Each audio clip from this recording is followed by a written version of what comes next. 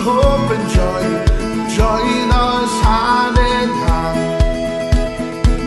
All across this ancient land, throughout the test of time, it was music that kept the spirits free. Those songs of yours and mine. For those who are in love, there's a song that's warm and tender. For those who are oppressed, in song you can't protest. So liberate your mind and give your soul expression. Open up your heart and I'll sing for you the song. Let the people sing the stories and the songs and music of their native land. The lullabies and battle cries, the songs of hope and joy. Join us hand in hand.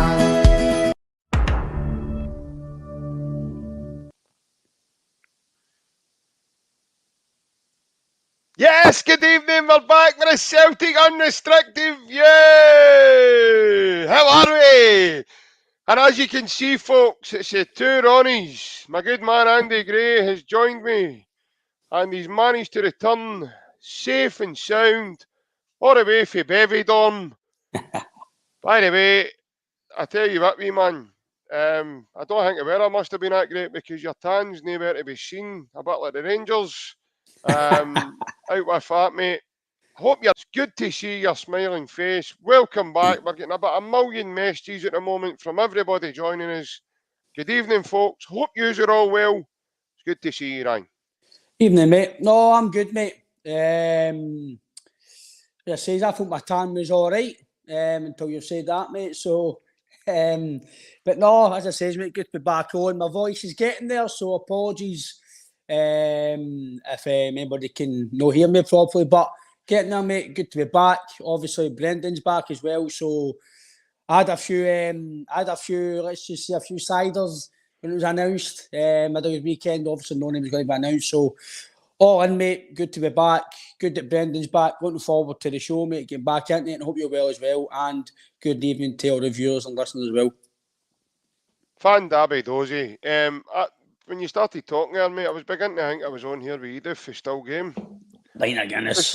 Exactly, that's what I was waiting on, your next order there. I was ready to shout last orders at the bar. It's good to actually see, mate, that you've I actually had visions. I was on with Jason on Monday, and I said to him then, I actually had visions of you having your David Fernandez bed the other night, and looking a bit worse for wear. If it was last night, I would have had that last night. You look as if you've just stumbled out of Paddy McCourt's pocket. I think me and Dave Fernandez are definitely twins in the mornings, man. Definitely, mate. I was going to say. I actually think the two of you stay together as well. But there we go. But a couple of early comments coming in. And Jem said, evening, folks. Hope Ryan had a great holiday and is now back on form. Well, as you can see, Ange, Jem, I don't think he's anywhere near full evening, form. Ange, thank you. I don't think he's anywhere near full form, but as this podcast go, hopefully I can get him through it, definitely. But we'll see. Craig White Legend says, good evening, guys. Good evening, mate. Cheers for tuning in. Kaiser's joining us as well, Ryan. He wasn't on the other night, mate. It's probably the fact that you weren't here. You're his favourite, so he's obviously he's decided he wasn't tuning in when you weren't on, big man. So at least somebody loves me, I suppose. Well, that's what I was going to say. I love you, mate. Don't worry, I love you. I was missing you on Monday. But he says, yo, legends, hail, hail to you, Kaiser. Hope you're okay, mate. Robert Davey, he said, up the Celtic, hail, hail. And Ross William is joining us from the Facebook. He says, hail, hail, lads. Welcome back, Ryan. Hope you're well, JP. Cheers, Ross. Thanks very much, Ross. I'm very well, thank you, mate. Being a Celtic fan these days, mate, we've got loads to smile about, buddy. So all is well, all is well.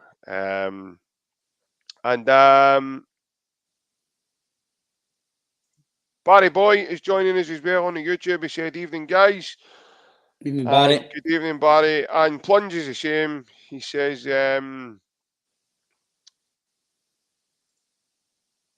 what was that? Evening, boys. I see the chief orator is back.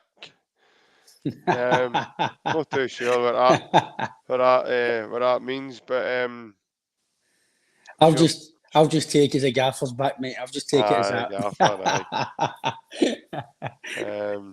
CELTIC'S joining us as well. Good evening, Shelley. I've not seen you for a while, pal. Hope you're well. Good evening, Shelley. You well. Evening, boys. Right, okay. So we're going to kick into it, Ryan. And the simple fact and the reason why we're here. And in fact, just before we go any further, as you'll see on an unembarked, I done this on Monday, Ryan. Are you want to do this tonight, mate? Or are you... Well, fire away, mate. You're the man. Fire away. Okay. So, as you all know, folks, or if you don't and you're just tuning in, guys, this podcast is now sponsored by AB Entertainment. AB Entertainment stands for Alec Beveridge, and Alec runs a DJing company. They cater for all different type of functions, christenings, weddings, communions, special birthdays, corporate events, anything at all basically that you're needing, Alec will cater for. And as I say, we are now proud to have Alec on board with us, Ryan.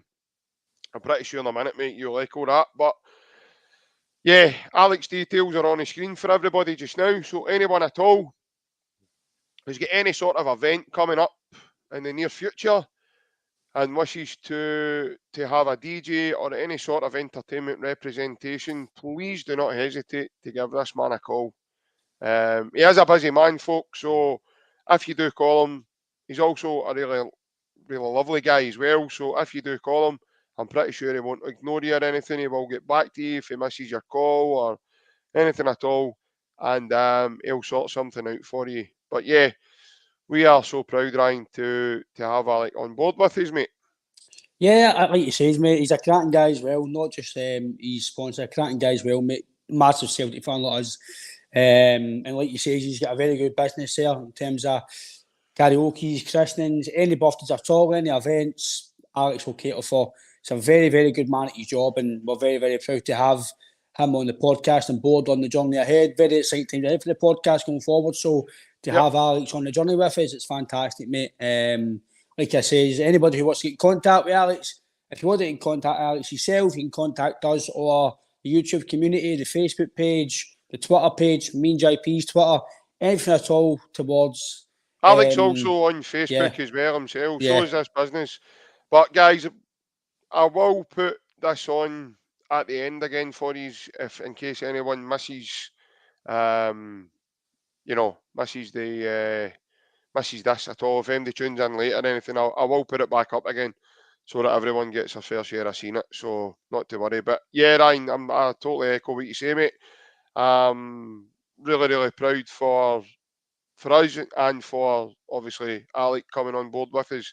I think it's a good match, mate, because his visions and our visions are so much in line, and it's going to be very intriguing and very exciting moving forward, mate.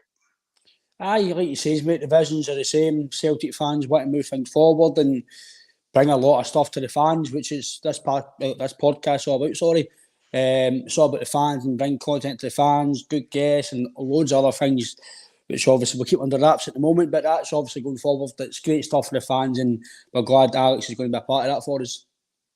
Yeah, absolutely, mate, 100%. But as you can see, folks, it's still on the running bar as well, just to let anybody know that's joining us at all that maybe be joining us late.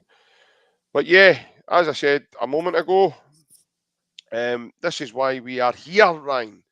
So first of all, mate, our international boys. We'll start off with the Japanese lads, who obviously made massive contributions to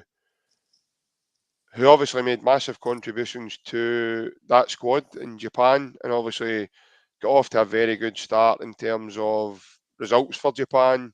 6-0 the first game, 4-1 the second game. They beat El Salvador 6-0 the other day. Kyogo comes off the bench and scores almost right away with a header. And And then yesterday, they beat Peru 4-1. And Maeda scores. I don't really need to say too much more, mate, on that. I think we know how good these guys are. But not only that, it's Hatate's total playmaking and you know, he's build up play and his link play for that Japanese side. All the camaraderie and all the chemistry within that squad, mate, seems to be in a line, and it just looks to be added to with the Celtic lads, mate.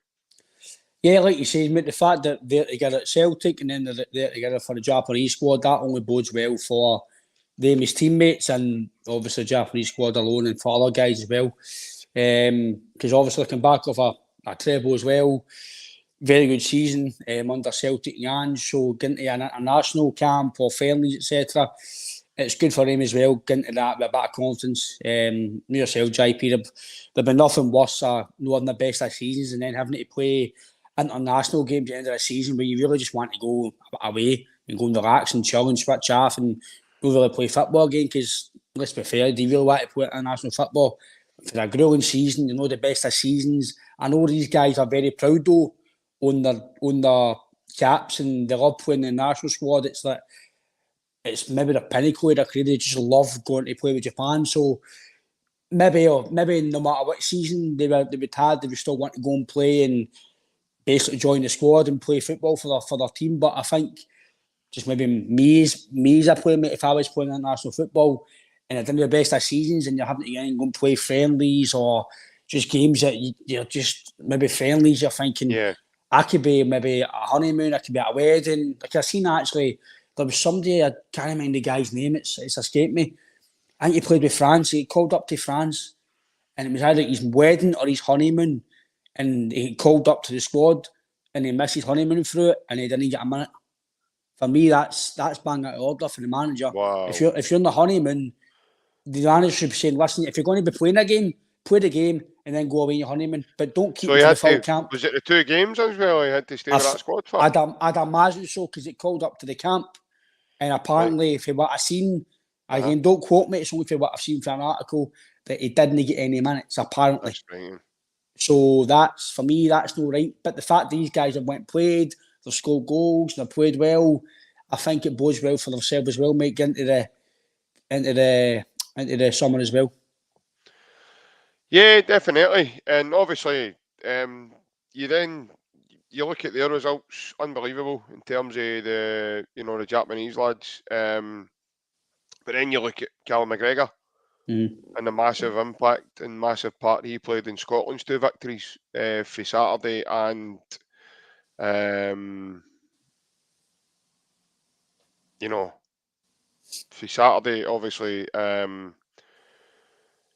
they go and beat Norway 2-1 in Oslo, and then his massive contribution last night in a game that, there has been a couple of comments come in terms of Plunge. Plunge joining us tonight as well. Good evening, mate. He says, good win last night for us, but the game should never have started with that pitch being a pond and the ref was amateurish. To be fair with you, Plunge, I'm totally 100% agreeing with you. The guy, the referee, right away, in my opinion, Ryan, needs his heat checked. He must have done I know you're laughing, mate, but he must have went out in that part. They need to do a warm-up. Mm-hmm.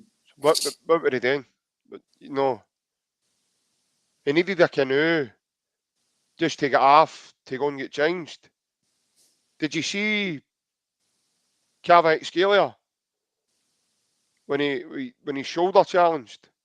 Aye, and he he's landed? Aye. Mm-hmm. That's dangerous. It's mate. Listen, guys, I don't know about anybody here.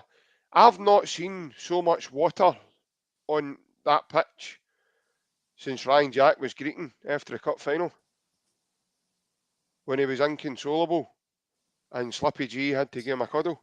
I don't think I've seen so much water on that park.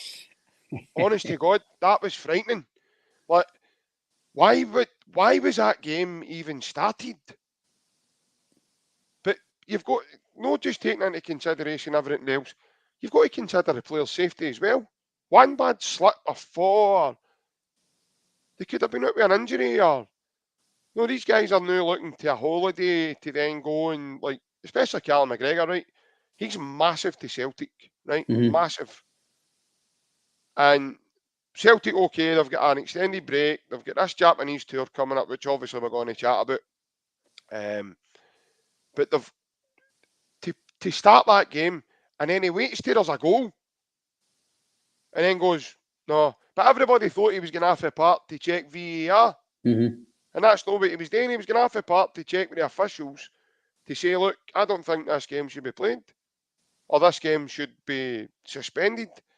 But just the whole process of that, Ryan, and in my opinion, mate, the SFA, that was shambolic last night, mate, in terms of who was making decisions, who was in charge of that last night, because then you've then got the Georgian players no one to come back out to play. They were wanting the game off, albeit they were getting beat 1-0. But the water that was coming off the park, and then they were sending young boys on with brushes. What was a brush going to do? Did you know see the guy with a leaf blower? With a leaf blower? What's that going to do?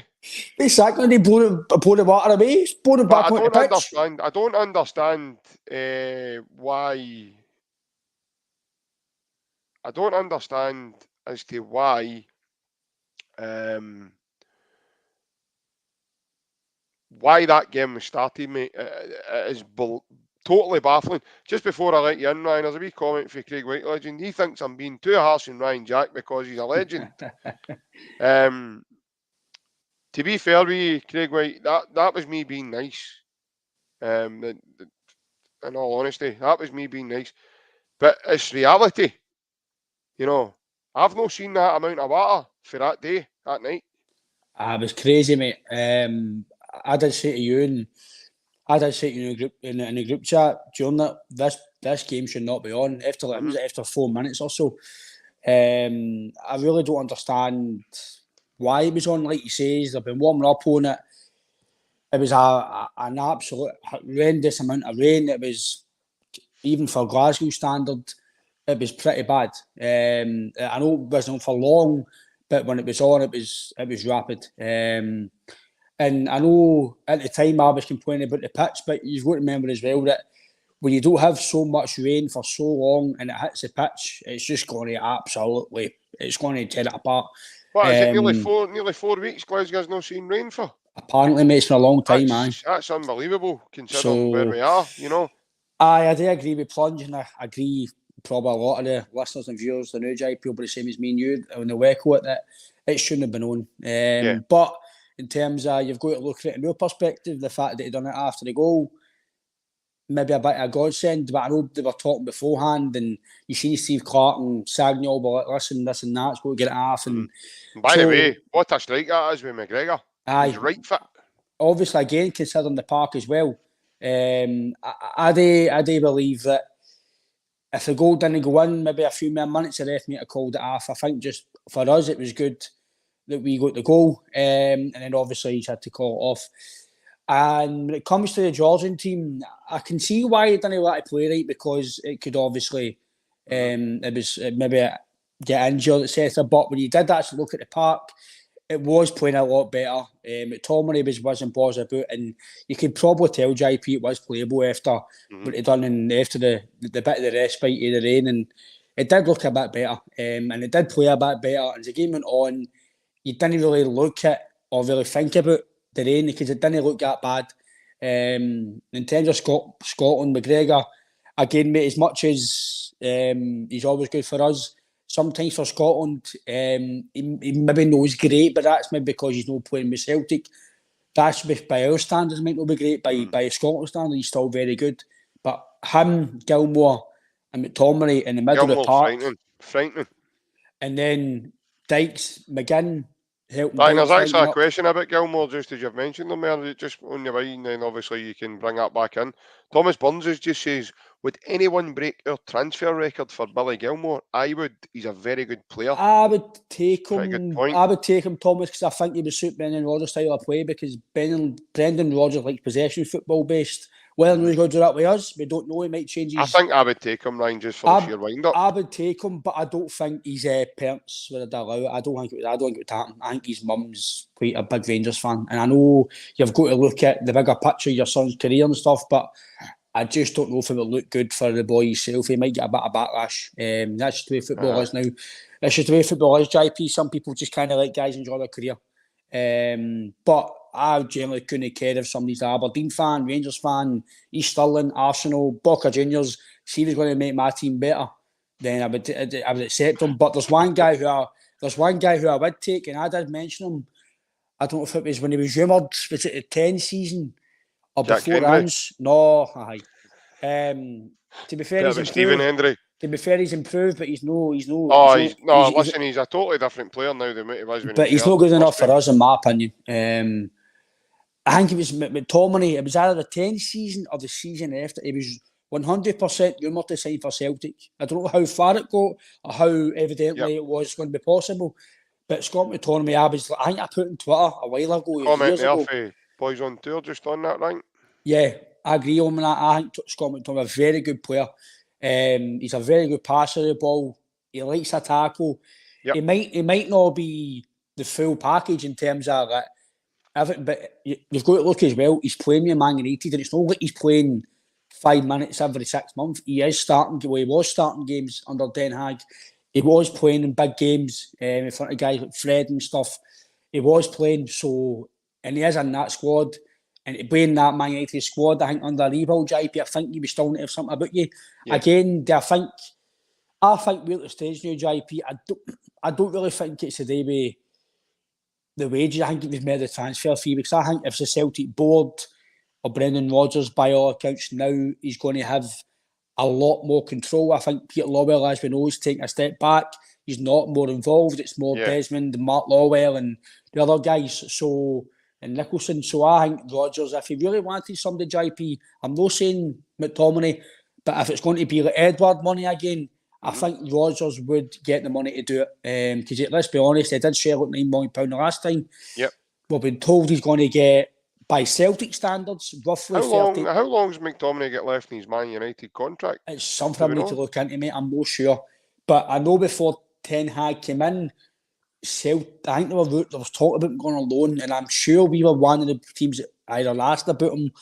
Again, it's media talk, so I'm not going to always believe in media, so don't quote me on that if it wasn't true. But I think McTominay would suit the way Rodgers would want to play. But again, I don't see that happening, because I think in terms of the way Man United, maybe in terms of the money side, it might be a push too far. But you've got Rodgers in, you're gaining him a lot of money. I think players, maybe the Mason, maybe Pfeiffer player, JP, might be, I think, potentially 40, 50. I think that's maybe the gap, because I think Larson was the highest paid player at 42 roughly. I know Scott Brown got a good wage as well. Dembele, St Clair, they're maybe the brack end of 30, start of 40s. I think that's maybe what Celtic would pay. Obviously, Rodgers will get a lot more because he's a manager. McGregor's probably the highest paid player. I'd imagine so, because he's a captain. They got a new deal recently. Guys like Jota and Vickers, they'll all be going wages. So they'll be on top money, yeah. They'll need to balance the books as well. The thing I see JP now with football players is, again, it's just my opinion. I could be totally wrong. But if, just for talk's sake, you want to sign Scott McTominay or Billy Gilmore, just for talk's sake, you were, they might command 60, 70 grand a week, right? And imagine you gave one of them 70 grand a week. Carter Vickers is going to go, so what am I getting now? I was one of the top earners. I want that now. So I'm not saying it might happen. I'm not saying it's going to happen, but I'm just saying, in football these days, people kind of talk what you get, and I might be getting this, or I want this now, he's getting this. I've scored the most goals like Kyogo, I want that now. So you've kind of got to balance the books, and I think one of the best teams for that used to be Brighton. I know Spurs were very good with it as well. They used to not really pay over the odds, but when you get guys like Harry Kane, etc., you kind of need to, even in money, you kind of need to pay these top quality players good money. And we've seen I know I'm going to be a bit off track here, but because we're talking about the recruitment, about Billy Gilmore and McTominay, I think you've got to look at Scott Sinclair when Rodgers did kind of break the boat with wages and transfer fees. It worked. When it went to Edward, don't know about wages, but he broke a very good money. So people moan about Rodgers' recruitment at Celtic, right? We all know. Again, I don't know by facts. I don't know the board in terms of personally, but we all know by reading through the lines, Brendan Rodgers did not sign some of the players. We all know that. I don't think he signed Shev and other players. So I think his big signings, he got them right, i.e., your Dembele's. I know that was maybe the pipeline with Dyer, we don't know. But his Sinclair's, your Dembele's, he got them right. So, and they won you the titles. Their goals won you leagues. They won you titles. So, on back to the Scotland thing, I thought they three were brilliant, JP, in the middle of the park. I thought they done well with each other in terms of complimenting each other. Gilmore done a bit of dirty work, then McGregor, then McGinn, and then obviously McTominay. McTominay should not play centre-back ever again for Scotland. The guy's a brilliant quality centre midfielder. What about you took a goal, Ryan? Aye, and here's a thing as well, JP, what I actually said to my old man last night watching the game. Take away the goalkeeper, take away the two centre-backs last night, and just about everybody else in Lyndon Dykes. So take away 3 or 4 players in the starting 11. Just about every single player is playing at the top level. Hickey's playing with Brightford. Tierney's playing with Arsenal. Might move. McGinn's at Aston Villa. Robertson's flying with Liverpool. Gilmore's playing with Brighton, he was. I don't know if he's on loan on his side permanently. McGregor's playing at the top level with Celtic, now Champions League. And then you've got other guys. So it's Scotland starting to get a very, very good nucleus of squad now. It's maybe one of the best squads in a while. Maybe it's the Statics team in terms of quality. The one that's really surprised me out a lot of them, Ryan, just on the Scotland squad, there's Dykes. See, I like him, right? I think just a big workhorse, man. He suits international football to a T because the way he plays. I don't think in terms of if I was a Rangers fan or a Celtic fan, I want to take him for that team. I know what you mean. I don't think he would suit the style of plays for Celtic. I also think Big Porteous just took to it well. He's done well, but I think it's because he's come out the Cauldron, Scotland media, Edinburgh, he's been down south and he's been able to play his football. We know the media hounding about his yellow cards, his red cards, he's white, because he's no type. You know yourself, it happened with Griffiths, it happened with Porteous, it happens with other players in Scotland. They get hounded for who they play for and whatever else, and it's hard. Even Morelos, as much as Morelos was sometimes horrible at dying, etc., sometimes he did get bad press because and referees, etc., they are going to take that into consideration. Let's not lie here. So I know we don't want to talk about Rangers players, but let's be fair, he was sometimes horrible at diving and what he done, but because of that, he did get a bit bad publicity with the referees and the media, and the Scottish media are good at that. They're good at hounding people out. They're good at hounding people. And for the first time in a long time, JP, they've not been hounding our squad because we're doing well. And it's going to take a monumental dip in form for Scott. I know I might be too premature here, JP, but I'm just going on. At the time, in 6 months' time, they might look back and say, the boys, the podcast, he said this and he's failed. But at this time, present moment, you've got to find it very hard, JP, for Scotland not to qualify. It would just be typical Scotland not to qualify now because you've got the players, you've got momentum, you've got a good manager that suits the team, you've got the players that suit the team, and you've got guys far confident, you've got guys playing at the top level. And I don't think the mentality of this squad, similar to Celtic, is going to drop in the near future. Yeah, I'm the same as you, mate. There's a couple of comments come in. Merrill Wyatt has actually made a couple in terms of Yuri Tielemans. Yuri Tielemans signed for Aston Villa last week, Merrill. I'm not sure if you were aware of that, mate. But he passed his medical and they agreed a 4-year deal with Aston Villa. I think it was this time last week, actually. So free transfer, aye? Yeah, it was a free transfer. Yeah, so he's an Aston Villa player now, mate. But yeah, I get what you're thinking is in terms of Celtic's recruitment, etc. But yeah, he's now an Aston Villa player, mate. I think that move was done pretty quickly as well. Luke Chapman has joined us. He said he's a Northampton Town fan. Hi, Luke. Cheers for tuning in, Luke. Thank you very much. I hope that means also that you are you're a Celtic fan as well, and that's why you've decided to join us, mate. If no, we'll certainly be doing our best to try and turn you, definitely. But again, cheers for joining us. We welcome every part of support we can get, Ryan, as you know, mate. Just on that, with the time, I just want to obviously mention this. So on the running bar, folks, you'll probably see I've put it up just now. I did this at the end of Monday night, and I think some of you might have missed that because there was some comments come in saying that yous had had said goodnight and cheerio. So I thought maybe some of you had logged off. On the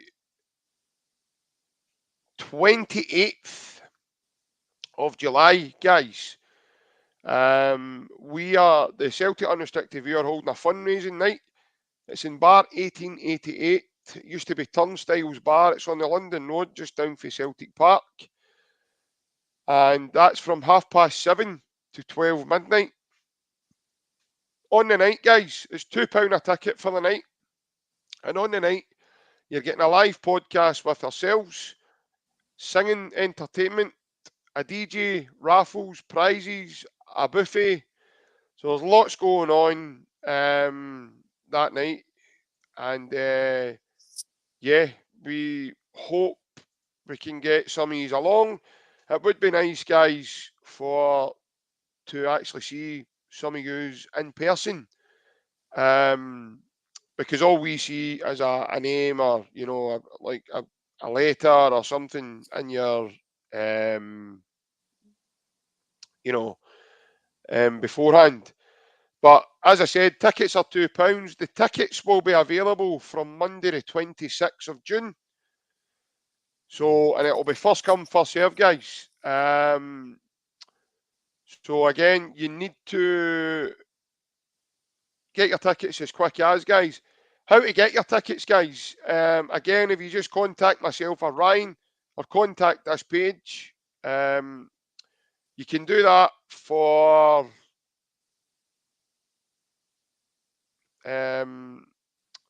through the community page on my channel.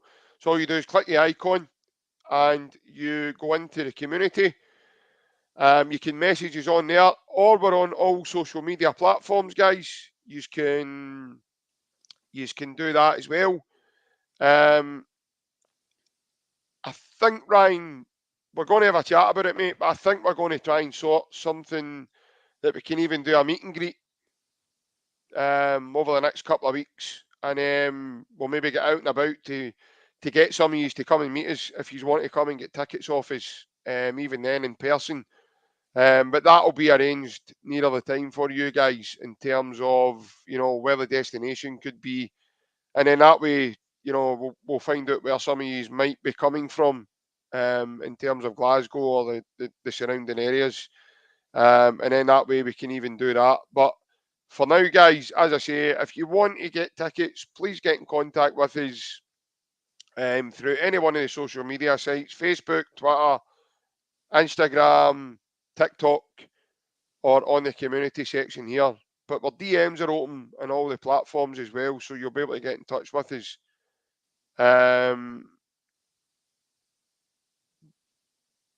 Boys on Tour, if you want any products to raffle, I will be willing to help you guys. Brilliant, thanks a lot. That's great, mate. Again, mate, you tell us basically what you can offer. All help would be welcome. That's amazing. Absolutely amazing. Fantastic. Ryan, am I right in thinking as well, mate, that there won't be an option to pay in at the door on the night now? It'll be ticket only, and obviously tickets must be purchased beforehand. Is that right, mate? I think so, yeah. I don't know if we might do that, maybe obviously depending on numbers, but I think as it stands at the moment, that's for now. Yeah, it's just ticket only, because obviously it will be a live show as well. So, and like JP says, it's just going to be a fantastic Celtic night for Celtic fans. Obviously, for us, a live podcast will be the thing we'll be focusing on. But in general, it'll be good to meet people, good to see Celtic fans, and just have a brilliant night, because entertainment's going to be very good as well, and a DJ and the raffles. It's going to be a... Donkey Busk is asking if we're screening it live on YouTube. We aren't, no. So the fortunate thing for any lucky people that manage to get along, they will see us live in the pub, because we'll be doing it live in the pub. We won't be recording it, no. I did mention that on Monday night as well, Donkey Bus. So if you want to come along, mate, you'll need to get a ticket and get yourself along to the live event, because that's basically what live events are normally for. You know, the very far and few between do you see any live events being recorded, unless it's someone like from the audience recording any of it. But yeah, we will. We won't be recording. We won't be recording that. So that's all right, mate. That's all right. If you're you've got a wee bit of a hearing problem, we'll get Bev to make sure that the PA system's turned up that night, so you'll be able to hear us. So get yourself along. I'll get, hopefully Ryan's voice doesn't sound like he does for still game, and we'll be able to get the microphone turned up for you guys. No, I think the Thursday night I'll be off the booze the Thursday, mate. So I'll be all right. I'll be all right. Monty says he doesn't need a ticket to gain entry to bar 1888. He knows some good men. I'm afraid, Monty, you will need a ticket for that evening, mate. It doesn't matter who you know, mate. It's not the guy freebies that you know. Night. There'll be no freebies that night, I'm afraid, mate. So that's one thing I can assure you, buddy. It doesn't matter who you know. The only freebie you're getting is seeing beautiful faces live in a podcast. Well, that's it. That's what I was going to say. You just beat me to it, right? I'll be fresh-faced as well. I'll not look like... No, don't worry. I'll not look like John Hartson, like he stepped out of Barber's Flair. Don't worry about it. But no... But Monty, sorry, mate. I know you know some good guys, but you definitely, unfortunately, mate, you'll need to buy a ticket for you that night, mate. Or should I say, sorry. Fortunately for you, you will need to buy a ticket. So yeah, yeah, definitely. So but no. For anyone else that's joining in at all, that's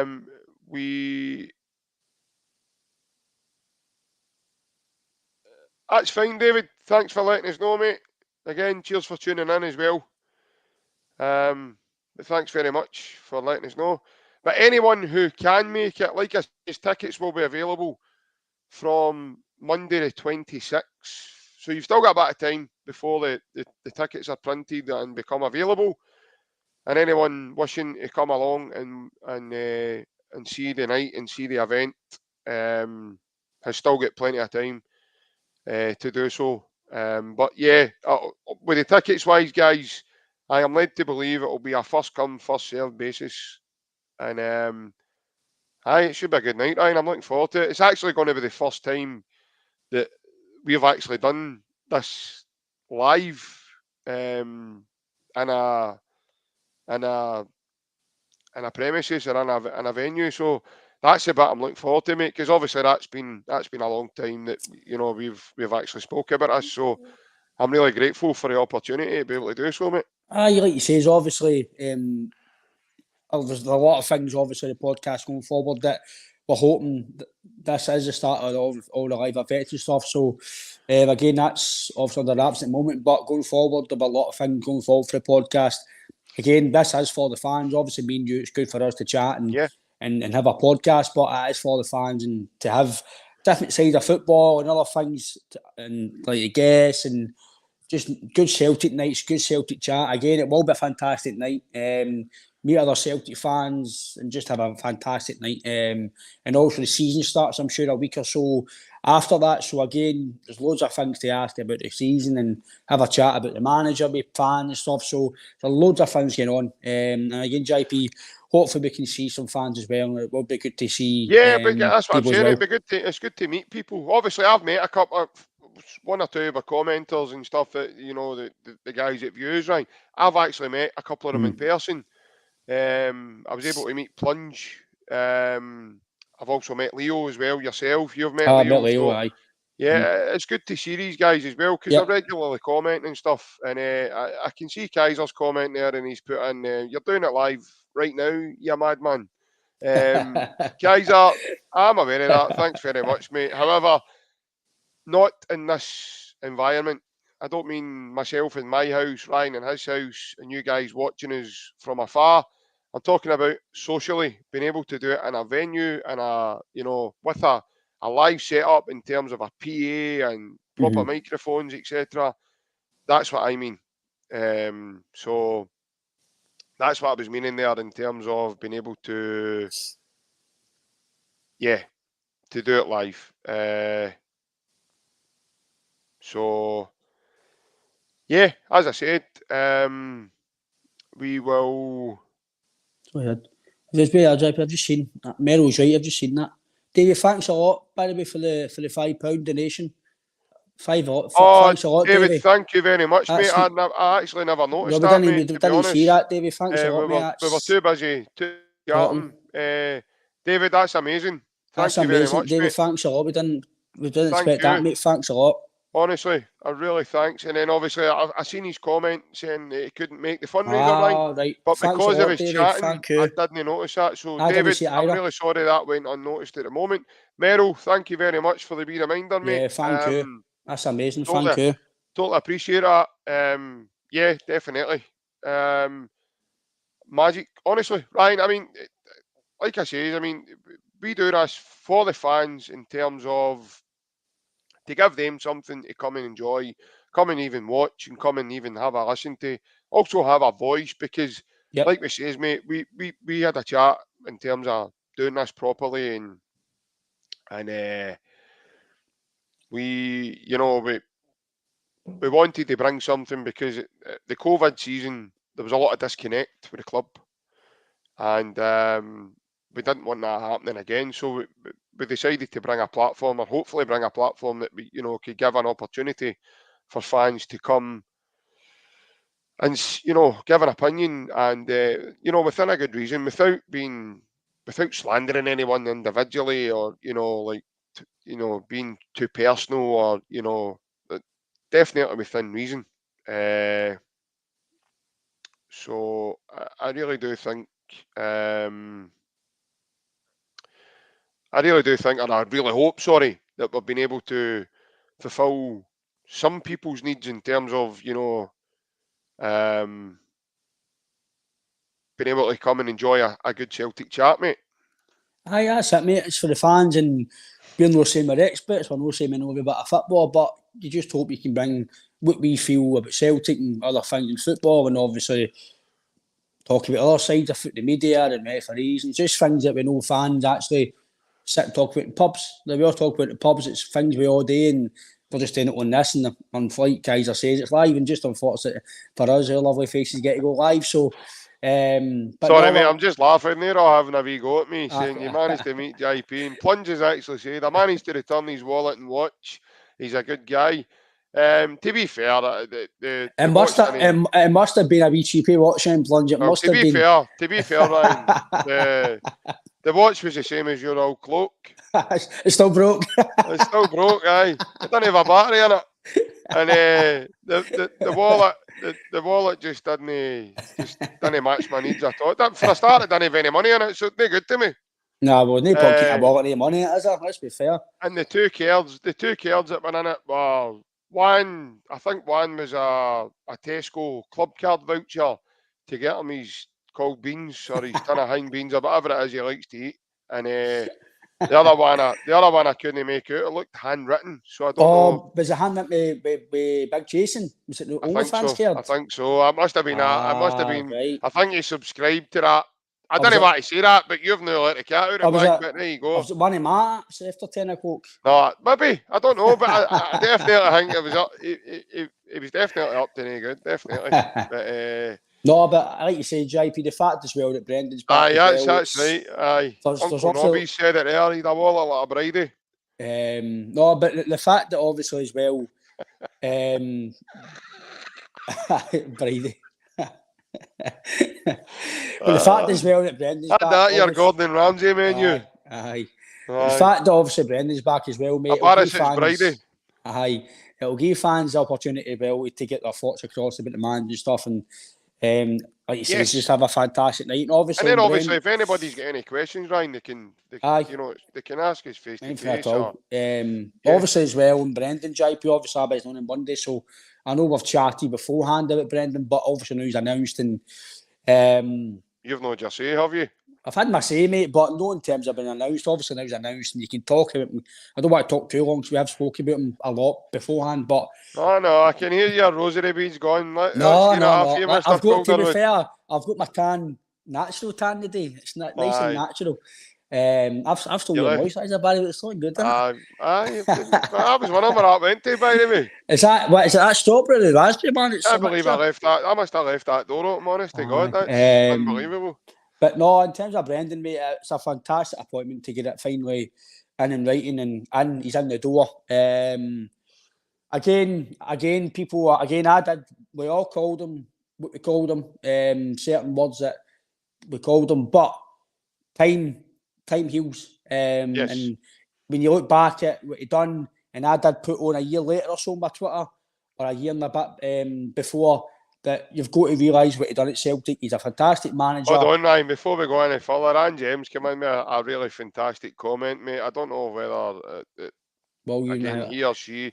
So it's will you and Ryan have a shave on the night? I will, because if obviously you don't know me personally, Anjem, but when I go a night out, I do not have a beard. I don't have a beard, so I'll be cleanly shaven. Don't know if I'll be wearing right enough, but I'll be cleanly shaven.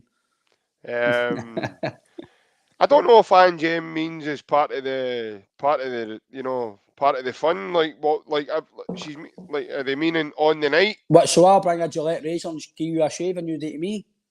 Maybe, I don't know. Is that what you were meaning, Anjem? Can you elaborate a wee bit? You want to see a bit of live manscaping going on here? Is that?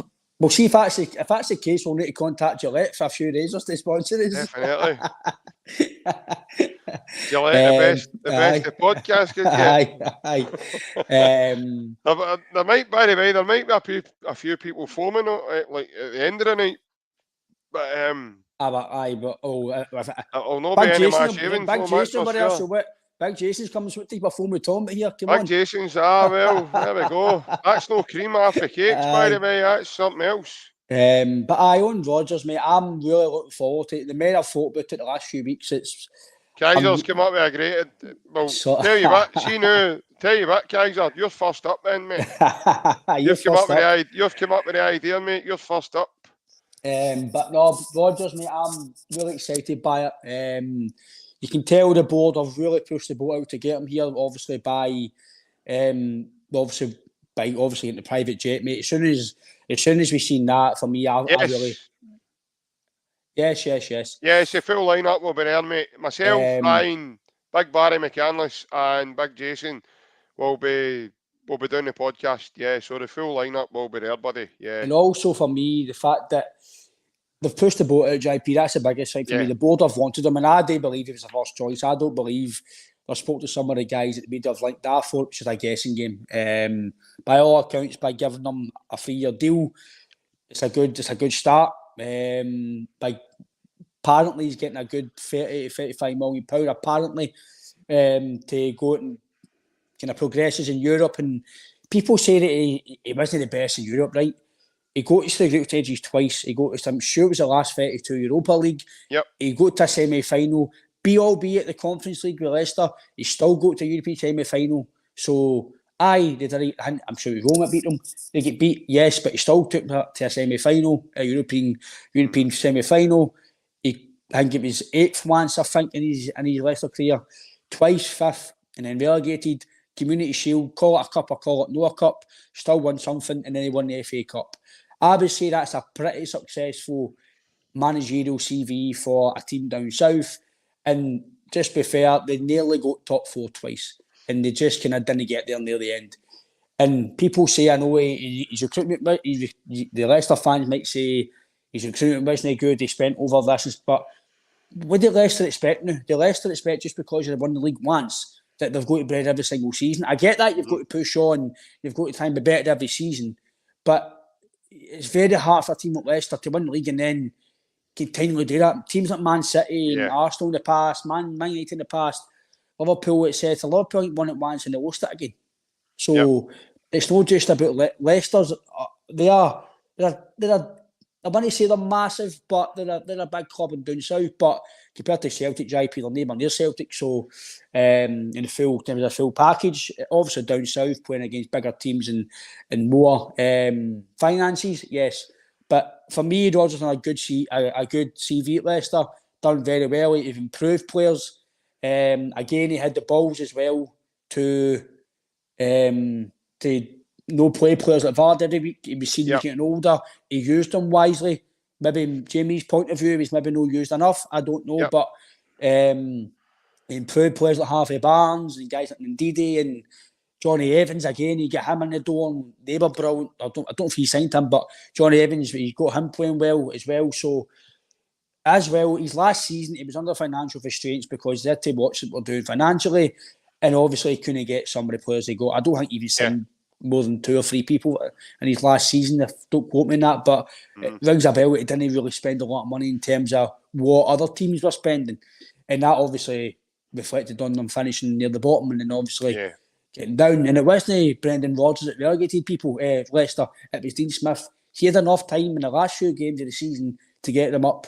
They could beat off teams when about them and stuff. So to say that Brendan Rodgers may be part of it, but to say it was all on him, I don't think you can say that personally. He's a top-level coach, top-level manager. He works well with young players. You could potentially say, in my opinion, he's elite. People have given me stick for saying how he's elite. He's no maybe an elite in terms of winning the Champions League and stuff like that. Pep Guardiola is no elite. Pep Guardiola is just, and there's no words you can say about these guys like that. He's more than elite. He's top level. That's more than elite in my opinion. Rodgers is fantastic. People might say that, yes, he's maybe no tactically this and tactically that. I've seen him been very good tactically in games. The game that always springs in mind to me was the game at Ibrox where we cut the allocation. That was a game we cut the allocation. We were down to 10 men. He brought on a forward to go up front with Dembele, and it worked an absolute treat. He was brave, he was courageous, and he thought, no, I'm going for it. Any other manager would have, I'm sure we were against Rangers, we were down to 10 men with Neil Lennon, and he put on Brown, Sorrell, and somebody else, or Brown came after Sorrell, can't remember, but he went dead defensive. And the good managers, they're tactically go, do you know what, I'm going for it, I'm being brave, and it worked. And I know there's a lot of Leicester fans saying that it wasn't great recruitment and tactics, but see if you look at his record for Leicester, for me, JP, it's very respectable. I don't think you can criticise it. Let's be fair, right? See if it wasn't relegated for Leicester, what would you say about him? Oh, what a manager. Great, tactically brilliant. Got Leicester 5th twice. Got them into a semi-final European Cup. Won them 2 trophies. Let's be fair here. See if he wasn't at Celtic and this is a guy you're trying to get now, you'd take him with an absolute no-bother. Your left arm, you go, get up the road. I think he's very, very... Just by the wee small piece we've seen that he's wrote about coming back, I think he's adamant that he's coming here to make us a far better team. And the thing that's making me excited, JP, that's my last bit on it. I don't want to talk too much because we've spoken about it a lot. No, I realised it earlier that you had made yourself. But he's going to improve these players that are here. We all don't know who's going to stay. Kyogo's going to stay. We'll get a new deal. Abada, are they going to stay? O'Reilly's going to stay. We don't know if these guys will stay or they'll sit down with the gaffer and say, right, this is my plans. What's your plans? Because that's about the proper day, JP. Again, this is just maybe me playing football like the new managers doing. We'll come in, speak to the staff, speak to the board again, we'll speak to the players, speak to the coaching staff, the canteen ladies, the tea ladies, everything.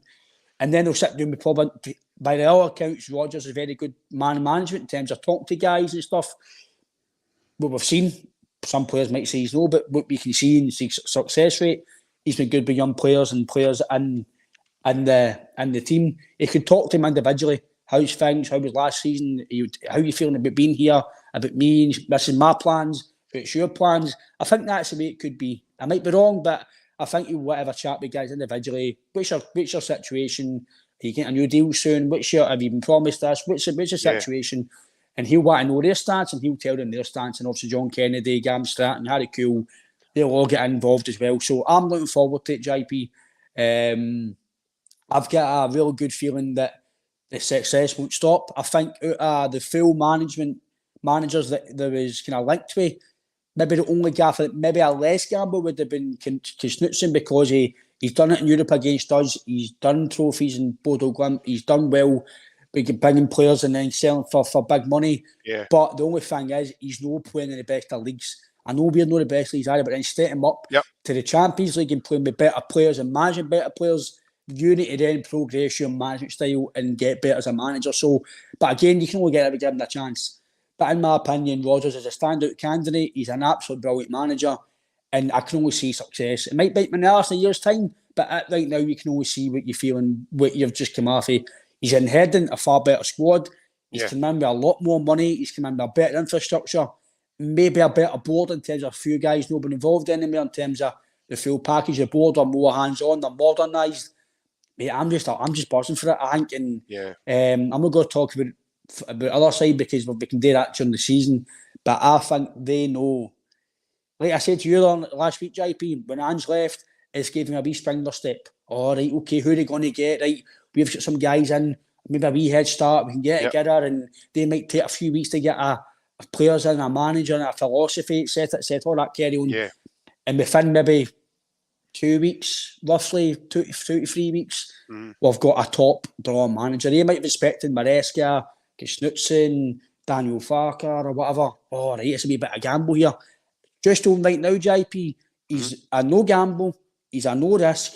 Like they all say, I know it's a laugh and a joke, but he knows the city, he knows the club, he knows the fans, he knows everything about it. And now all the negativity that we've all said in the past, we can all change because we know, take away what happened. If you look at his CV and his managerial prospects, a manager, he's a top manager. And some fans might even say, JP, if you say it, I don't want to down Ange, but I think maybe we could be getting a better manager. We could be because he won 7 out of 7. He went invincible. He improved players as well. Maybe Ange's football was a wee bit, maybe a far better in terms of the speed we played and the goals they were scoring and stuff. But he can't knock what he done at Celtic. And I think he's been at Leicester. He's had more experience. He's maybe become a better coach, a better manager. And I think, all in all, JP, there's not one negative about this appointment. It's all positive. It's all excitement, and I just can't wait to. I just can't wait to his press on Friday now. Yeah, no, listen, absolutely. Obviously, I've seen a lot of comments in terms of, you know, there's still a lot of Celtic fans still a bit in the unknown. Which is fine. I don't know the opinion. It's fine. No, that's listen, fine. that's totally fine. There's a comment here for Smell the Glove. He says, what a name that is, by the way, YouTube name. What a name that is. I hope you don't introduce yourself like that to people on the boozer if you're ever out meeting. Smell the glove. So still game on it. Smell my finger. It's the good stuff. It's the good stuff. But no, it says Brendan has tested himself against the best managers in the game. He just needs more European experience. That's where Celtic come in. And I feel he's better with development players. I've seen that comment quite a lot. But then he goes on and he says, but he's not the best at buying established players in England, and he wastes money.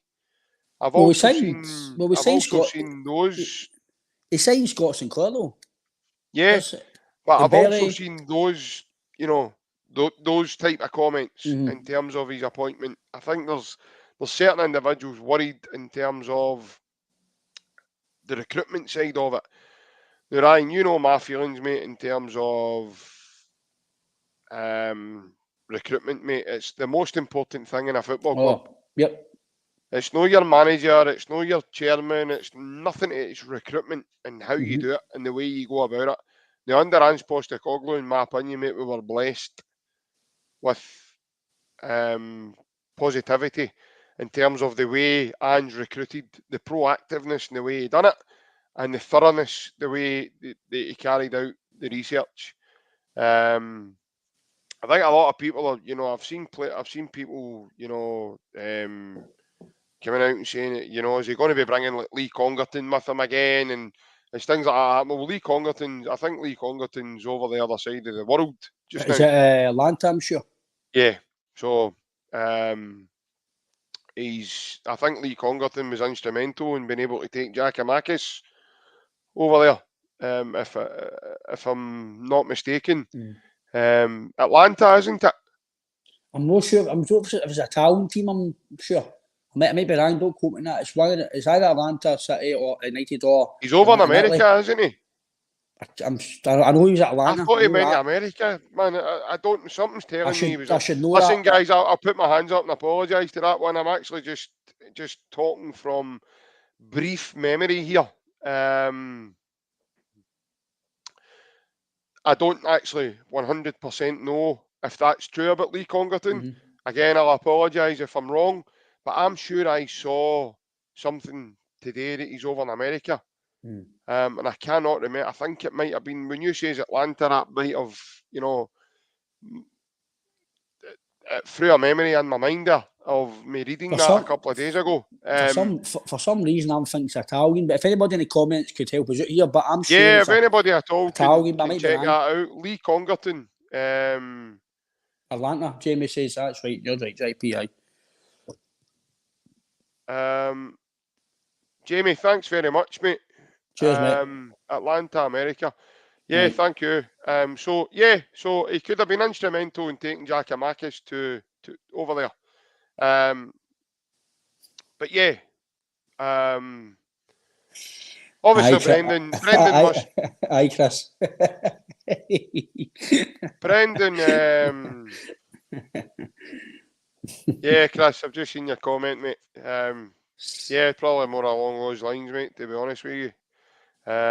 Cheers, Chris from Texas. Thanks, mate. Cheers for tuning in, mate. Thank you very much. Wow.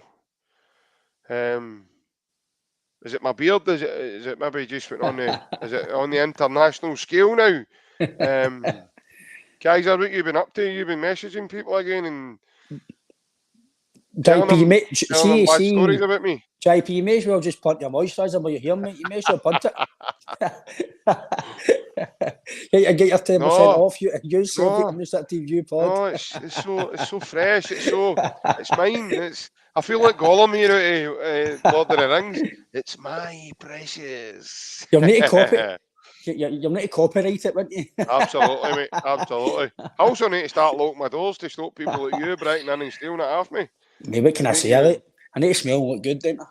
I'm not too sure of your age, mate. I don't know if it's you. You're trying to tell me you're young. I just think you look like a fresh-faced old man now. Mate, after that weekend, I don't feel young, I'll tell you that. Oh, after that weekend, you look as if you've been washing your face with that moisturiser 2-3 times a day, mate. But it looks a thing.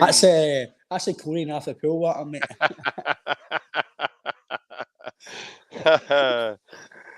Aye, Chris just says he's here for my bum fluff. So's the cat, mate. The cat's actually waiting for me finish, and I'm going to stick some malt on it and let the cat lick it off. So next time you see me, mate, hopefully this will not be here. All right. I know I've not shaved, right? God's sake, I'm getting all sorts of comments about it now.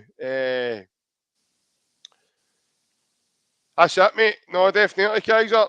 I think we maybe get Kaiser on a selling. One of our sales pitches there, Ryan. £30 a bottle. I'm not too sure about that price, guys, are right enough, but that is a good stuff. So you can smell my finger if you don't believe me. Oh man. But yeah, definitely.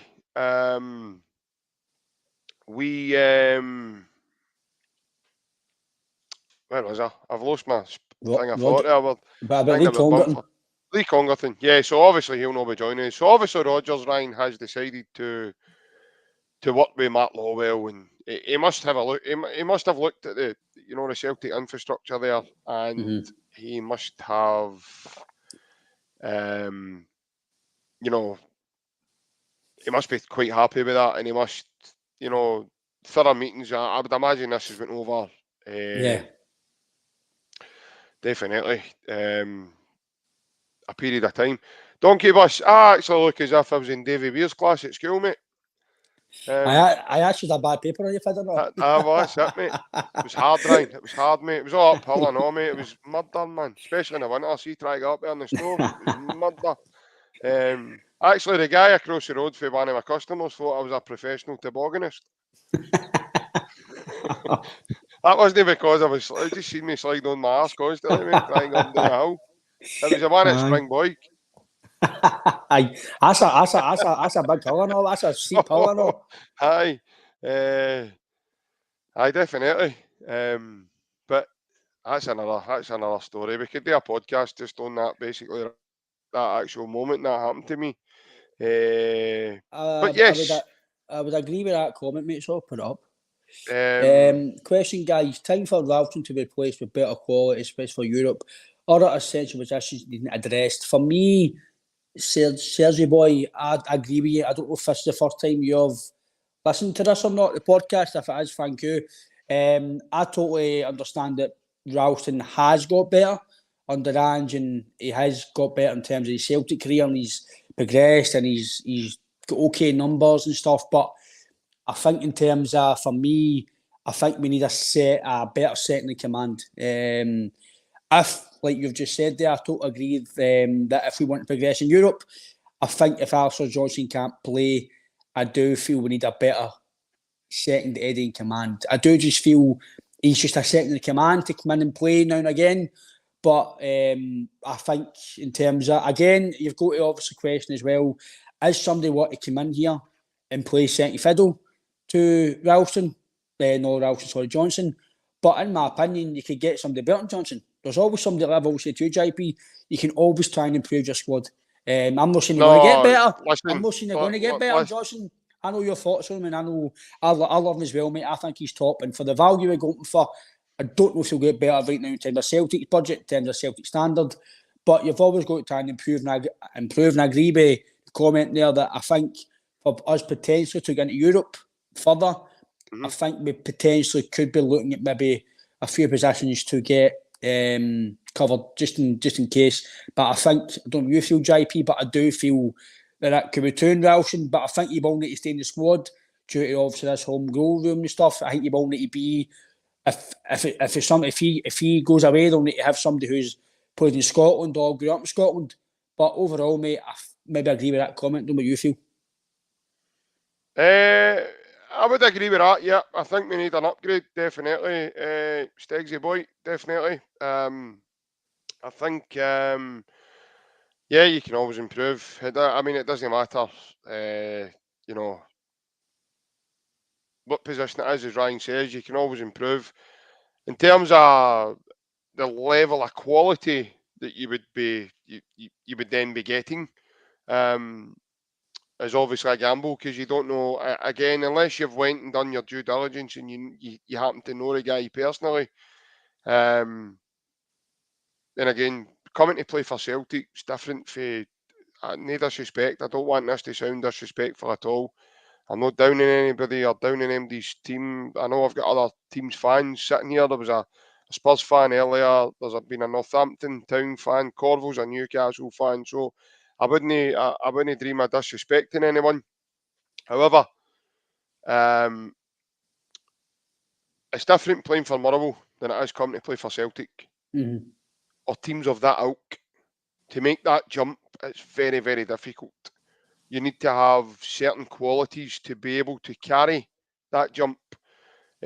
First of all, we should take great pride in thinking that Tony Ralston has come through Celtic's academy and he's managed to make first team appearances. Now, that's not with just one manager. He has played in the first team under a couple of different managers now. One being Brendan Rodgers. Brendan gave him his beginning at Celtic. Then he was loaned out, and he kind of lost his way up until Ange came in. I get what folk are saying, because I think we were blessed in terms of, we had Juranovic and AJ for a small period of time. and we were so lucky to have that level of quality. I don't know if it would be the end of Tony Ralston. Again, I don't want to be very disrespectful, and because Tony Ralston's, you've got to look at Tony Ralston's career so far, and he's won some really good honours with Celtic now. He's part of a treble winning side. So again, to experience that and have that experience underneath, he's played international football as well. So he's played at a very, very good level, guys. He's played in Europe for Celtic, both Champions League and the Europa League. So again, he's played in a very good. But I can understand people's, people's thoughts, Ryan, in terms of what they think we need. One thing I will say, folks, is Brendan Rodgers is not an average manager. I think Brendan Rodgers will have already. He'll have been watching the team for some time, because that's not the way. Brendan doesn't come in out the cold and not know much about the squad that he's ready to inherit. I think Brendan's a very clever man. These things don't just happen overnight either. These things, they take a few months to develop and totally get through, because it's not just as easy as you're going to sign for a club or sign on a dotted line as people think from the outside sitting listening in.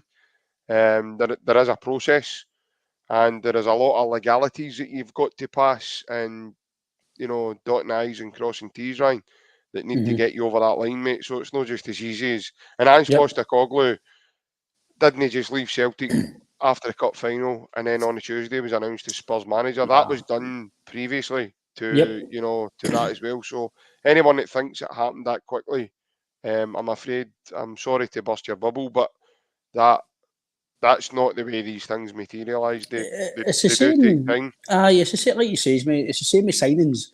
The player might hear about it maybe a week or so before they sign, but the agents and the clubs, they might be talking for a few times. But Ryan, you're not just signing a player, mate. You're then signing what he's got as a background. So you're signing you then everything right. I know this might seem silly to the average fan, but the club will invite his family.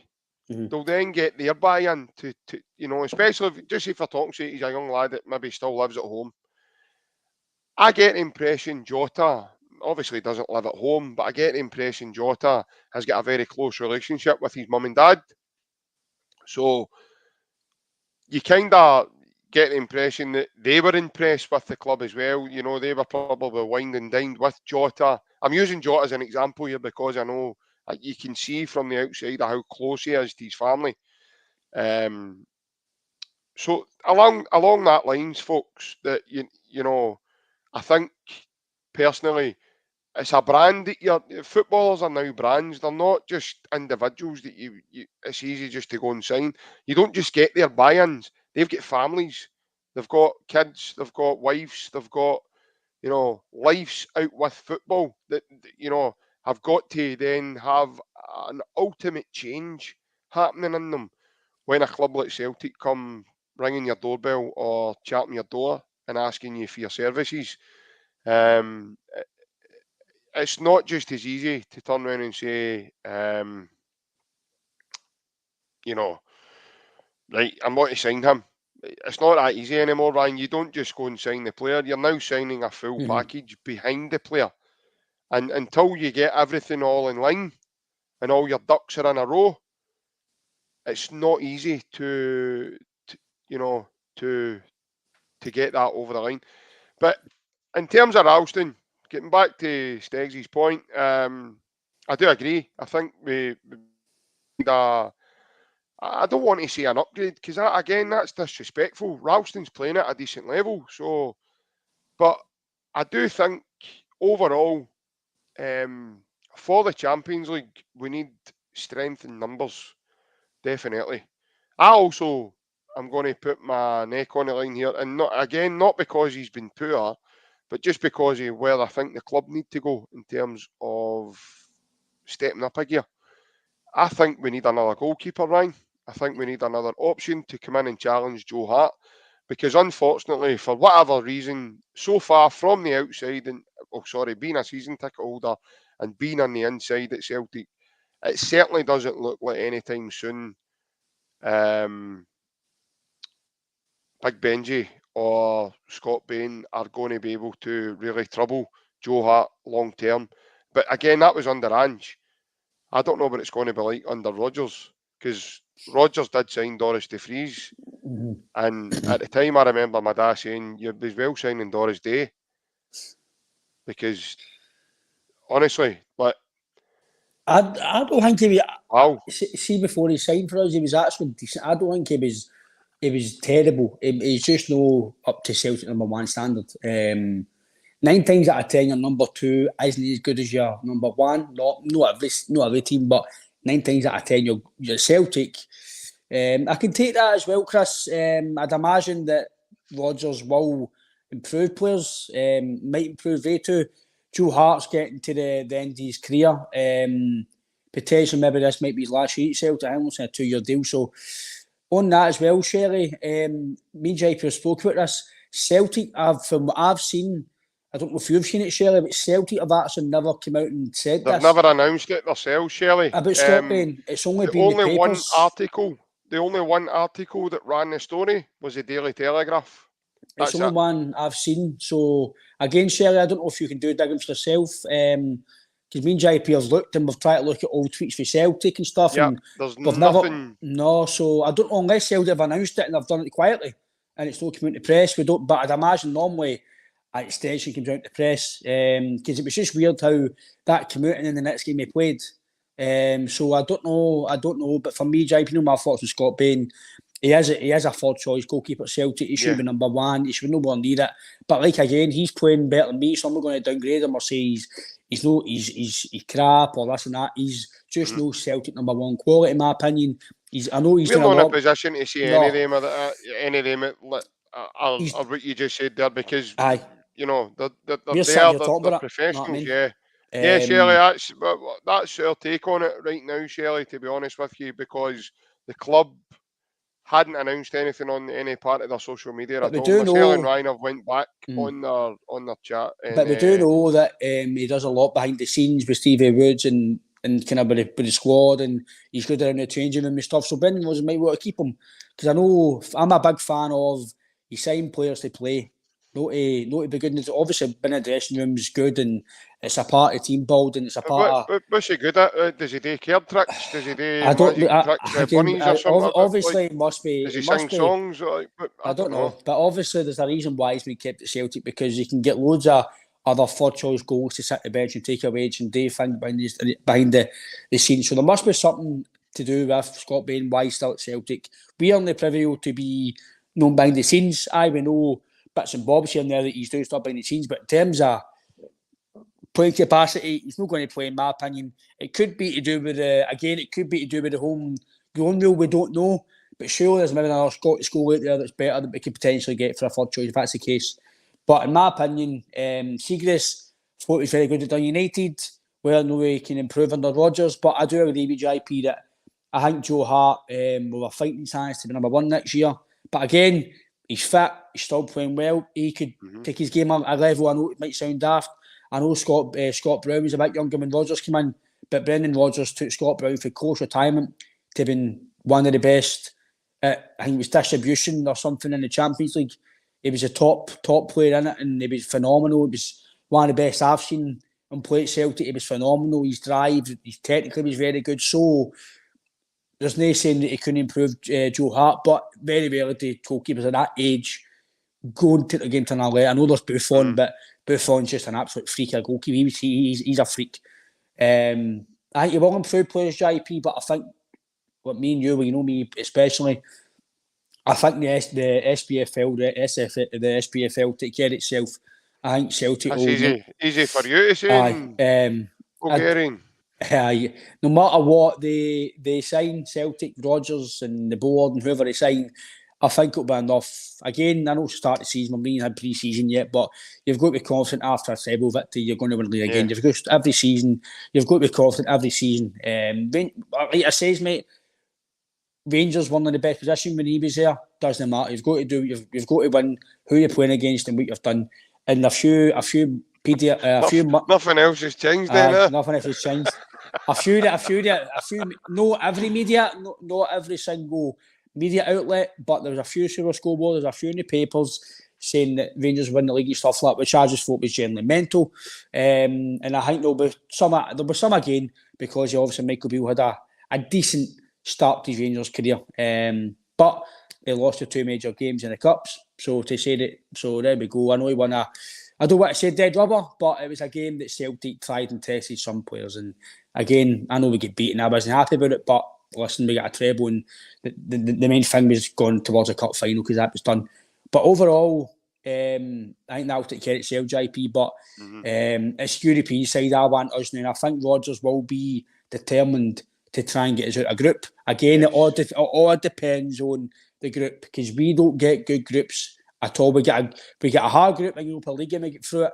And we got a hard group last year. On paper, it was a hard group, but when it comes to playing, we probably could have done better. But that's due to experience, and maybe as a belief, as an experience. We don't know what it is. All in all, it's a full package. But I think this year, whoever stays, that's played in the group phase last year, they'll be better equipped. And I think Rodgers will take us, hopefully, to a better level. And a better level to me is just finishing for JP. I want us to finish second. I want us to finish first. I want us to go and win the thing. I know it's not going to happen, but you want your team to win every competition you play in, right?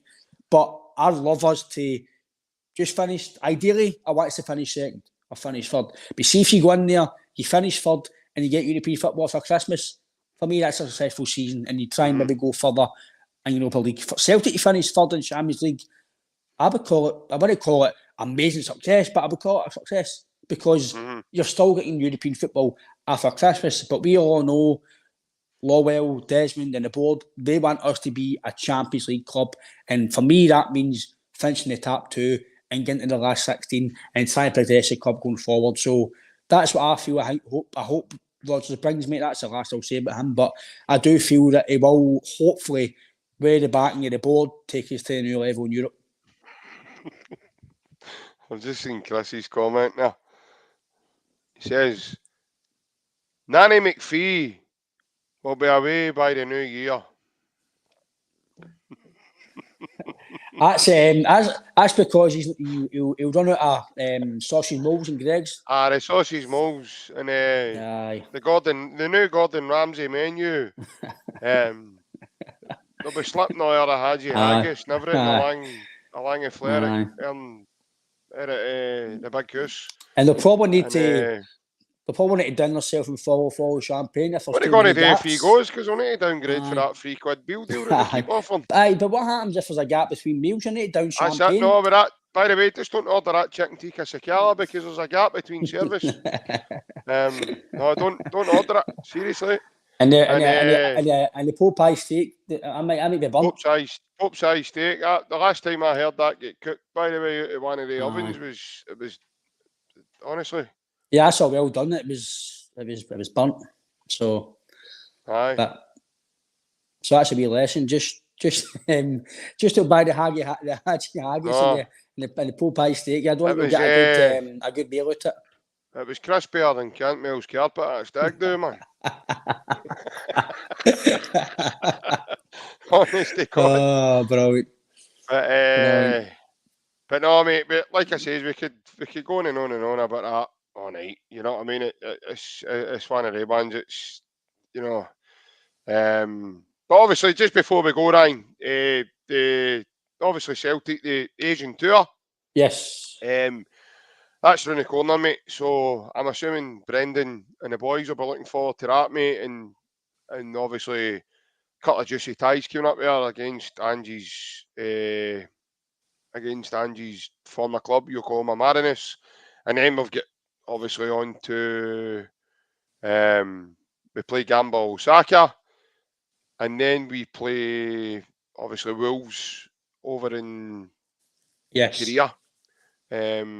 So again, mate, the Japanese lads and Big O and stuff, I think it'll be really good for those guys as well. They might even get a chance to go and see some family that maybe not seen, or friends that they had when they were over there. depending on how long that break's going to be and the break in between fixtures, etc. I think the first game is it the 19th of July. Roughly, give or take. It's in July anyway, yeah. Against Yokohama Mariners. Again, all these games will be televised on Celtic TV. So that I do know for a fact. But yeah, no, it's a kind of... It's something I'm really looking forward to, mate. And I'm glad now we've got a proper gaffer in as well to be able to take the boys onto this tour. I think you'll be enjoying it. Finlay, his presser's meant to be Friday, as we know. Has that been confirmed? I seen it in an article. It's supposed to be Friday, so whether or not the article's wrong or not, it's apparently Friday. But I don't know if that. Who wrote it? Who wrote it? Who was it wrote it? I can't remember the article who it was. But I don't know if that's Celtic's media press conference or it's the actual media. I don't know if he's just talking to Celtic TV or if he's talking to the actual the Scottish media. I don't know if that is the case. Punch says it's Friday as well. So as far as my way, it's Friday. I've not heard anything different. We'll just need to wait and see. But I'd imagine we'll hear very soon on his social media and stuff when exactly he'll be talking to us all.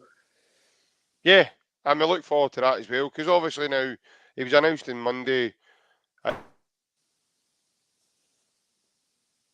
away and a go. So yeah, as I say, mate, we look forward to it. I think a lot of the boys in the squad, like boys like Mikey Johnson coming back from loan, and obviously we understand Mikey's doing very well. He scored the other night for the ROI, and he done very well in his loan deal. It was successful. Unfortunately, Victoria Guimaraes didn't have an option. There was no option for Mikey to stay there, and he will be coming back to Celtic. Now, whether that means Brendan Rodgers will give him another try will remain to be seen. But if some of these guys are going to be with the squad, you've got to look at guys like Rocco Vata and Ben Summers. You would like to think some of these boys are going to get to experience some of that tour. Yeah. So yeah, I think all in all, mate, I think it's going to be something to really look forward to for this current crop, mate. I really do.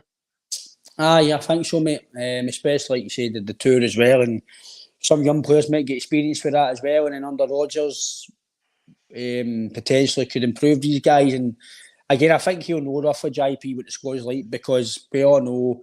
I don't think it's worldwide news. We've seen him at a few games and stuff. So he obviously had a wee inkling that this was happening. And most managers roughly, because we've seen it before Gerrard was going to another team, that he was at 1 or 2 games. So, and people were saying, was he going to Rangers and stuff? And so it was the same. There was, I can't remember who it was. He came to Celtic. I can't remember his name years ago, but he was in the stand and stuff. So managers normally, the top managers. Who was this, Ryan? Sorry, I can't remember. I'll come back to me. What was it? Was he from another club or? I can't remember. Just forget what I said. I can't remember. Right, okay. But in my opinion, these top managers who roughly know they're going to get a job, or there could potentially be a job in the horizon.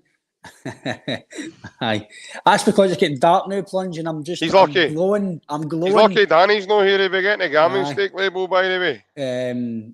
But to be, in my opinion, these top managers kind of know roughly, so their operation is, they'll maybe look at already, they'll maybe have a chat with people in the club as how's if again, I don't know if that's the case, but I just imagine they'll already know roughly who's playing well and who's doing stuff, what's the formations, how they playing. And by all accounts, JP, I don't believe that Brendan Rodgers didn't even watch Celtic anyway. I think he'd have kept a wee bit of a close eye, because he did say in an interview one day about getting back, and he says basically, why not, if they want me, basically. So I think this was maybe potential already in the cards. Maybe know now if it was going to be something else we never mentioned, mate. I think we did mention it all day, but yeah, you're right, Jamie. He looks very good. He looks very good in the ball. I think I said, Jamie, I don't know if you seen last week for that away mate in Holiday, that it reminds me a bit like Ayer in terms of the way he takes the ball out, and he's for me, that's priceless sometimes, JP. Thanks, Paul. Cheers, Paul. Thank you, mate. Especially JP Europe. I know Ayer had his critics, but I know he plays centre back. This boy plays kind of in the middle, kind of forward wise, but he can take the ball forward. But he's good at taking the ball out. He's kind of very good at his ball speed. He takes the ball out under pressure. Guys, we've been told and we understand, we've found out information that Brendan actually tried to sign this lad at Leicester. Yes, he did, yes. And the deal never materialised. So I wouldn't be surprised, mate, if Brendan's actually been behind this move all along. We're just assuming it was Ange Postecoglou and his recruitment team, but it very well might be. But we understand that Brendan tried to sign this lad for Leicester me, again, in January. We can only go on like YouTube and stuff, and you look at some of his stats. It does look good. It looks a young player that's going to progress under Rodgers. Obviously, I know he's had his medical now, so potentially you can maybe say he's going to be signing unless anything happens with the contract or anything else. No contract, doing the medical stuff, because I know he's signed personal terms apparently. So it's all looking good, mate. That'd be a good sign. He came in, he looks very good going forward. He likes a tackle.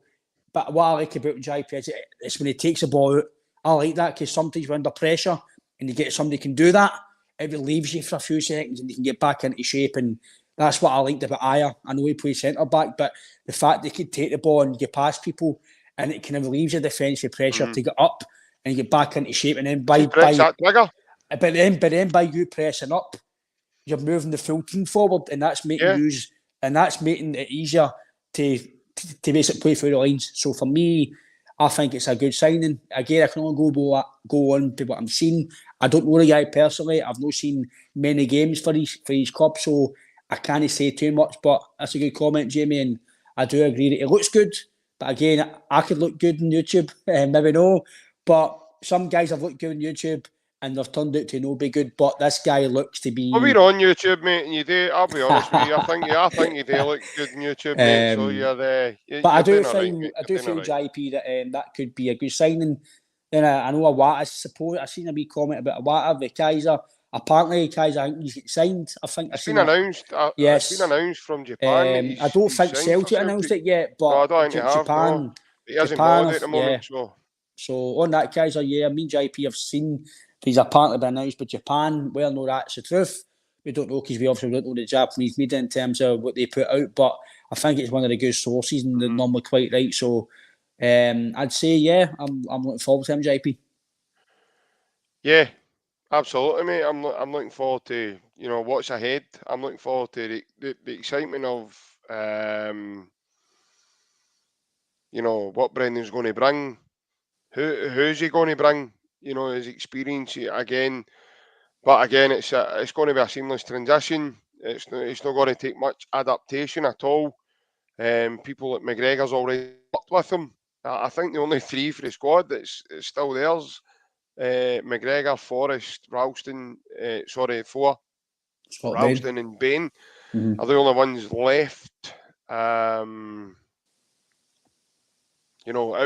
of that sort of group that was there under him the last time, which is absolutely phenomenal. So yeah, it's going to be interesting to see what he brings in terms of what he's going to improve on top of that, right?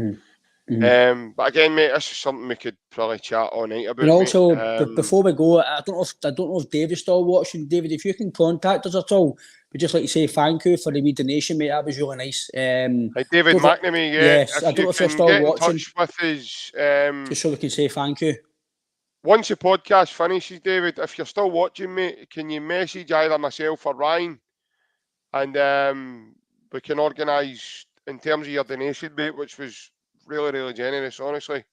And we can organise getting that sorted as well.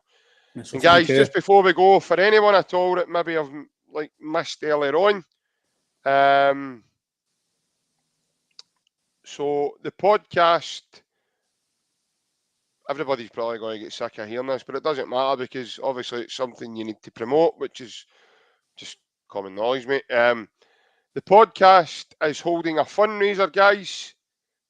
If anyone was wondering what me and Ryan were talking about there in terms of the guy David, the podcast holding a fundraising night. It's on Friday the 28th of July.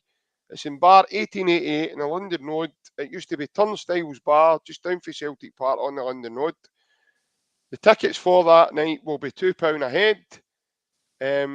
For your ticket price, you are getting a live podcast from ourselves, entertainment, a DJ, raffles, prizes, a buffet, and yeah, it'll be a really, really good night, Ryan. It has the makings to be a fantastic night for us. Yep. And again, mate, it's a great chance for us to be able to meet, hopefully, some faces face to face.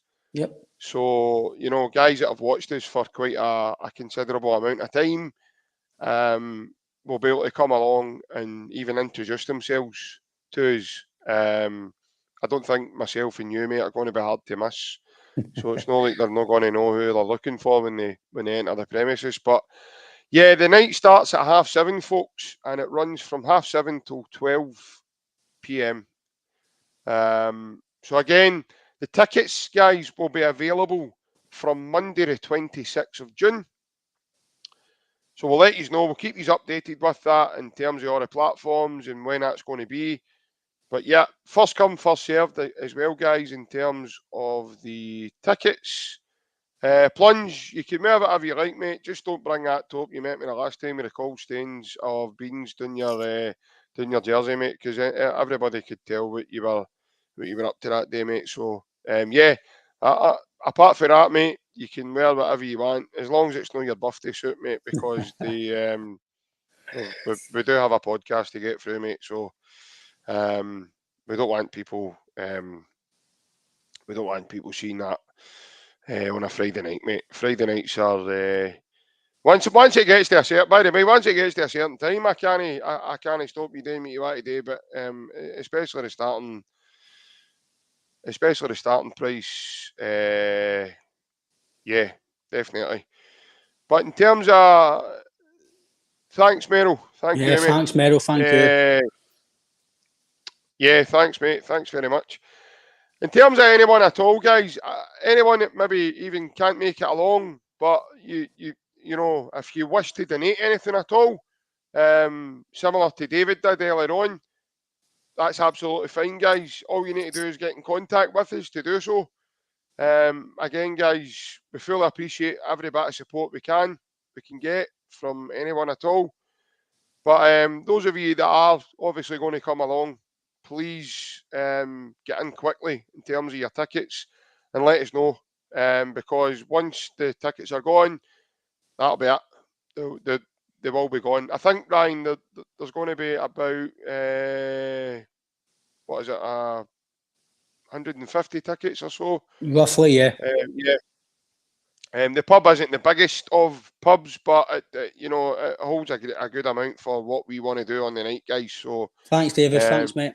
David, cheers, mate. But again, mate, can you either myself or Ryan give us a message after the show, mate, and we can get you sorted, buddy.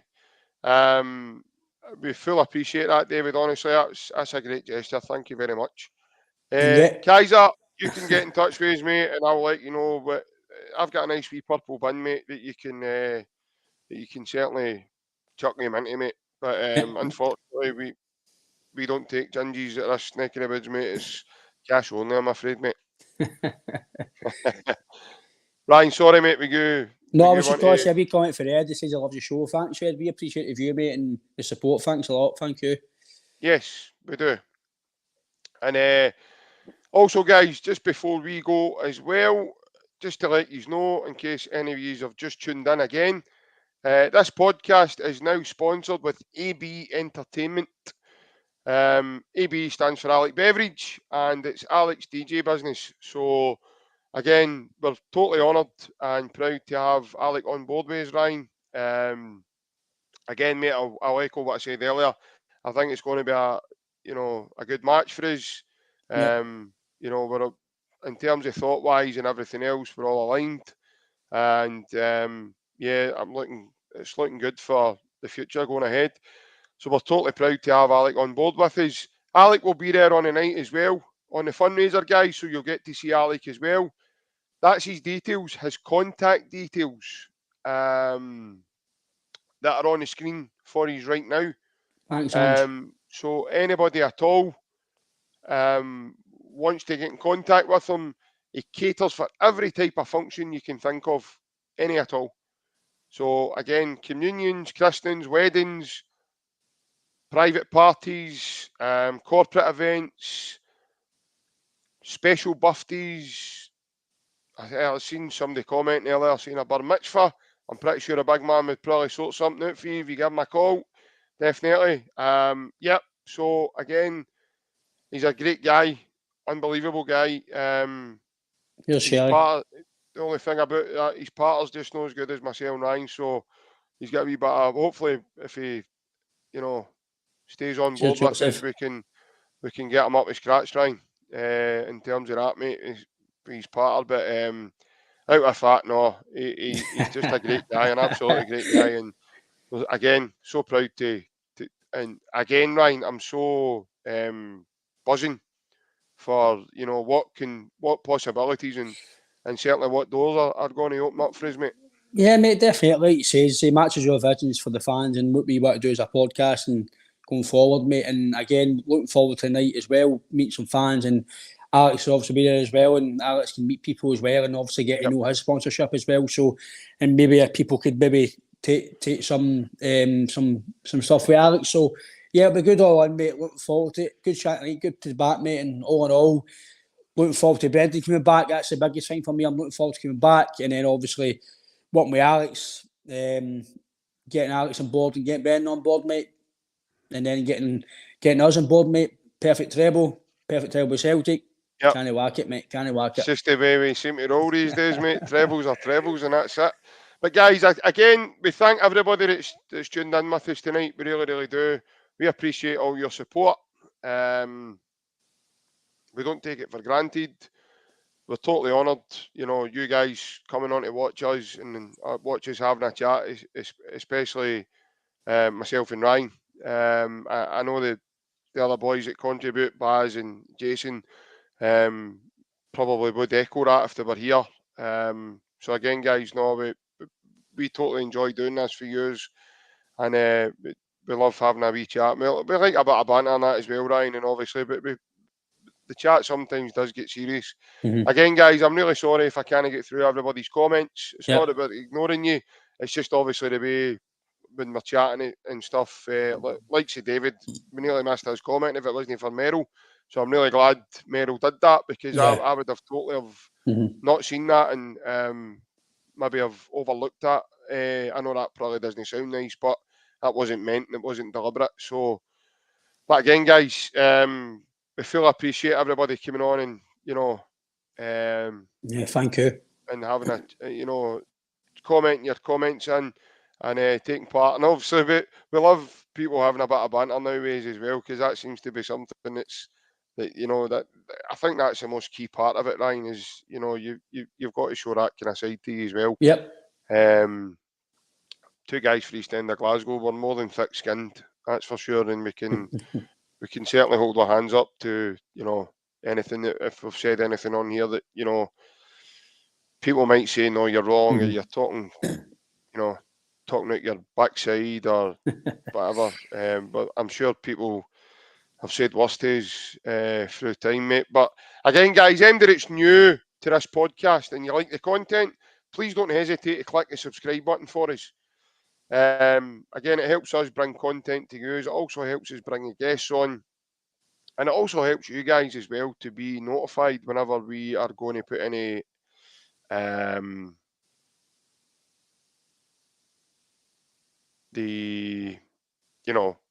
when anything's happening with the podcast. There is a section of the channel. If you click on the icon, guys, it takes you in and you'll see the option. It says community. That's where we will put regular updates for you guys to know what's happening with the podcast. Again, guys, I'll echo what I said earlier. We're on every major platform in terms of social media: Facebook, Twitter, Instagram, TikTok. I know Ryan's got a couple of other wee apps on his phone. I'm not really allowed to tell you about them, but that's why I'm getting ready, because I can't wait to my show. Yeah, definitely. That's why that light's getting brighter, by the way. I don't know if that light's getting brighter, the fact that it's night time now and your tan's starting to I accelerate dunno. rapidly. But no, guys, thank you very, very much. And Ryan, it's really nice to have you back on, mate, and nice to see your wee fresh face. Good to see you as well, mate. Good chat again, mate. And back on Friday for another podcast, mate. Looking forward to it, and I'll see you all then. Yes, thank you very much. Hail, hail, guys.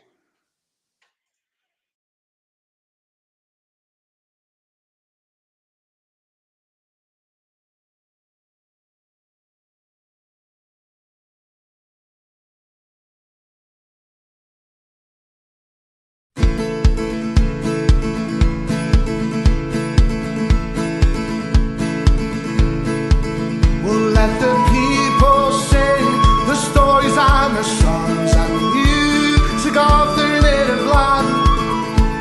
For lullabies and battle cries, the songs of hope and joy, join us hand in hand. All across this ancient land, throughout the test of time, it was music that kept the spirits free. Those songs of yours and of mine. For those who are in love, there's a song that's warm and tender. For those who are oppressed, in song you can't protest. So liberate your mind and give your soul expression. Open up your heart and I'll sing for you the song. Let the people sing the stories and the songs and music of their native land. The lullabies and battle cries, the songs of hope and joy, join us hand in hand.